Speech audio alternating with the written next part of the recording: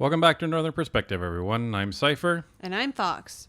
We apologize in advance for the quality of this video because this is really impromptu. I was just getting ready for bed, actually, and came across this story on Reddit. So we decided that we wanted to share it with you immediately. Yeah, just when we thought we were going to go to bed, China had to intervene. So everyone understands that the parties finally came to an agreement to move forward with a public inquiry. They came to an agreement on terms, what the duration would be, who the judge would be in leading it, and apparently this irritated our not friends over in China. And this is what they had to say. China threatens consequences over Canada public inquiry into alleged meddling. China is warning of consequences for Prime Minister Trudeau's government unless it stops spreading, quote, lies and false information, quote, about alleged interference in Canadian affairs. The Chinese embassy in Ottawa issued a stern statement on Friday, a day after Canada announced a public inquiry into meddling by China, Russia, and other state and non-state actors in Canadian national elections in 2019 and 2021. So I find this incredibly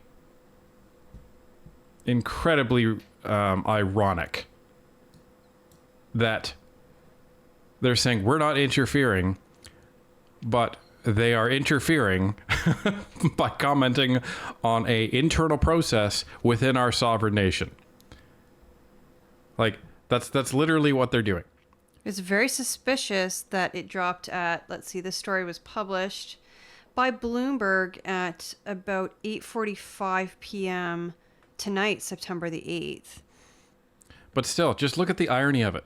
So Canada has launched a public inquiry. By definition, that's an internal process of Canada. It does not involve any other nation. It may involve accusations, but it doesn't involve any other participation from any other nation. China wants to prove that they're not interfering by literally trying to interfere with a public inquiry. Like, you can't make this stuff up. China strongly deplores and firmly opposes this, an NBC spokesperson said in the statement. China urges the Canadian side to abandon its ideological bias, stop hyping up China-related lies and false information, stop misleading the public, and stop undermining China-Canada relations.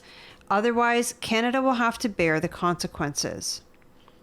The inquiry comes after months of allegations from anonymous national security sources in media articles that China sought to boost Canadian candidates who were pro-Beijing while suppressing those who took a harder stance against President Xi Jinping's administration.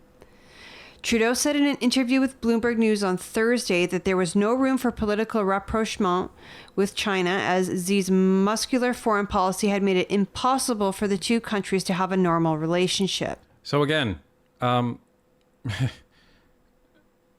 if memory serves, after Olivia Chow won the mayoral race in Toronto, I believe some parties that were connected with the Chinese government took credit for it.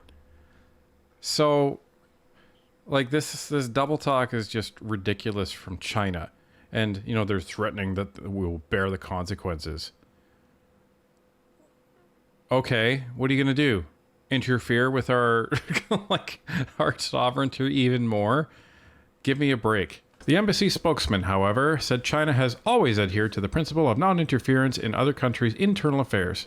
To the contrary, he said some in Canada have sought to undermine China's security and stability by supporting, quote, anti-China separatist activities, quote, on issues including Taiwan, the Xinjiang region, and Hong Kong. Quote, we have no interest in and have never interfered in Canada's internal affairs and elections, quote, he said. Quote, with ulterior political motives, some Canadian politicians and media have been spreading lies and disinformation against China for a long time, end quote. The statement didn't elaborate on the potential consequences Canada could face. Earlier this year, the two countries each expelled a diplomat over the dispute. So there you have it, folks. We have a public inquiry about a foreign nation that has interfered within our elections in the federal election, in the British Columbia elections, within the cities out there, within the Toronto election. They have police stations on our soil that apparently we have been unable to shut down. And they are actively harassing and antagonizing members of parliament as well as Chinese Canadian citizens. And China has the gall to say, well, we've never interfered in China, but you have. Right, because we have Canadian police stations with Mounties stationed all over China. This right? whole thing seems just so suspicious to me because since Johnston resigned back in, what was it, June?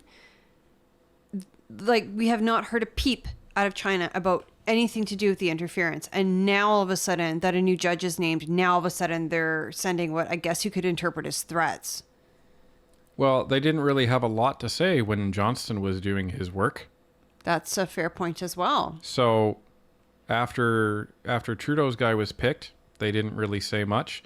The only thing that they did say was when China expelled their diplomat. But other than that, they didn't say a peep. Now, a day after the judge is named of the public inquiry that Trudeau didn't choose specifically, now China has a problem with it. Well, I know we did our video yesterday talking about 3 reasons why we're comfortable with the new judge in question. China just added reason number 4, because if they're against this, that sounds like good news to me.